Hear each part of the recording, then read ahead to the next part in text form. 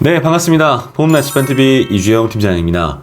네, 보험은 정말 다양합니다. 그리고 가입하려는 소비자의 상황 역시 동일하지 않고 정말 각각의 케이스가 있죠. 그렇게 우리는 어떤 보험을 알아보기 전에 내 자신에 대한 점검을 해야 할 필요가 있는 겁니다. 네, 오늘은 60대, 70대 혹은 그 이상에 계신 분들께 말씀드리고 싶은 영상입니다. 보험을 가입할 때 진단비를 먼저 가입하는 것이 과연 맞을지에 의문이 생겨 만들었는데요. 아무쪼록 60대, 70대 분들 혹은 부모님의 보험을 알아보시는 분들께서는 오늘 영상을 참고해 보시면서 다양성을 잡으면 좋을 것 같습니다. 아무쪼록 소비자분들의 올바른 선택에 도움이 됐으면 좋겠습니다. 우선 제가 이런 말씀을 드리는 이유가 있습니다. 대체적으로 60대 넘어가신 분들께서는 유병자 보험을 선택하는 사례가 많기 때문이에요. 자, 이거는 한 회사의 예시인데, 자, 어린이 보험 같은 경우는 보통 30세까지 가입이 가능합니다. 자, 성인의 경우 60대, 70대 분들의 경우는요, 그래도 건강체가 가능한 회사들이 있습니다. 그러나 이처럼 무해지 환급형 구조가 들어갔을 때는 가입 나이 제한이 60세인 곳들도 있어요.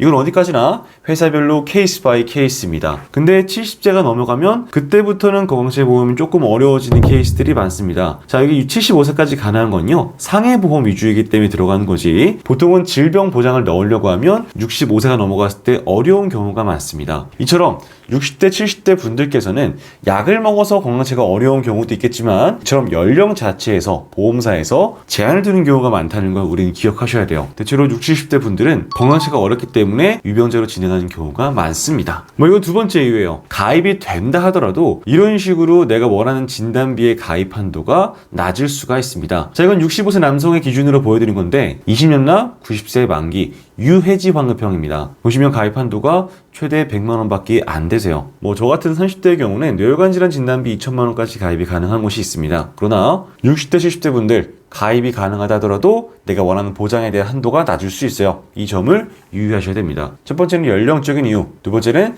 내가 원하는 보장의 가입 한도가 낮다는 이유 등으로 건강체 보험 가입이 꽤 까다로운 경우가 많습니다. 그래서 우리는 유병자 보험을 택하는 케이스가 많아요. 그래서 저는 의문이 드는 겁니다. 과연 유병자 보험에서 내가 진단비 특약을 우선적으로 가입하는 것이 과연 맞을까? 이게 과연 정답일까? 이 부분에 대해서는 설계사인 저도 계속적으로 의심을 할 수밖에 없어요. 이유는 바로 보험료 때문입니다. 자, 이해하시기 편하게 예시로 보여드리겠습니다. 자, 65세 남성, 20년 나 90세 만기 유병자 335 보험 무해지 환급형이 있습니다. 자, 3년 안에 입원 수술을 보기 때문에 이전에 있었던 325 유병자 보험에 비해 조금 더 조건이 까다롭고, 납입 완료 이전에 환급금이 없는 무해지 환급형 구조이기 때문에 상대적으로 일반형에 비해 보험료가 낮습니다. 그럼에도 보험료를 봤을 때는요, 끝까지 만족 못하는 경우가 많아요. 20년 나 90세 만기 기준 보겠습니다. 뇌혈관 질환 진단비 1,000만원 넣었을 때 월 보험료가 38,000원 나옵니다. 이거를 우리가 총 보험을 환산하면요, 917만원이에요. 허혈성 심장질환 진단비는 그나마 덜합니다. 406만원으로 1,000만원의 보장을 90세 만기까지 가져갈 수가 있어요. 자, 이걸 보고 어떤 게 느껴지시나요? 저는 허혈성 심장질환 진단비는 그래도 괜찮을 것 같아요. 그러나 뇌혈관 질환 진단비 같은 경우는 내가 낸 돈, 20년 동안 낸 돈이 900만원인데 보상받을 금액이 1,000만원이다. 이게 과연 맞을까라는 의문이 듭니다. 상대적으로 건강체 보험을 준비하는 것보다는 만족도가 확실히 조금 떨어지는 감이 있습니다. 물론 우리가 가입하고 2년 뒤, 3년 뒤 혹은 5년 뒤 정도의 뇌혈관 질환 진단이 될 수도 있어요. 그런 경우를 위해서 우리가 보험을 준비하는 것은 맞습니다. 다만 총 납입 보험을 봤을 때 건강체 보험에 비해서 확실히 조금 아쉬운 부분이 있기 때문에 저는 유병자 보험을 가입할 때는 진단비가 꼭 필수라고 말씀드리지는 않습니다. 결국 저기에 있는 진단은요, 우리가 뇌혈관 진단이라던가 허혈성 심장질환 진단비, 특정 질병에 진단되지 않으면 보상을 받을 수가 없기 때문이에요. 그렇기 때문에 저는 60세든 70세든 그 이하든 그 이후든 1순위로 추천드리는 보험은 바로 실손의료비입니다. 우리는 특정 뇌와 심장 질환에만 보상받는 것이 아니라 다른 질병으로 인한 입원 통원했을 때 발생한 의료비 보상도 저는 중요하다 보고 있기 때문이에요. 그렇기 때문에 오늘은 실손보험을 오히려 우선으로 둘 보험이라 말씀드리고 싶습니다. 65세 남성의 기준의 플랜입니다. 우선 유병자 보험을 구성을 했고요. 매년 갱신이 되는 상품입니다. 자기 부담금도 있습니다. 거기다가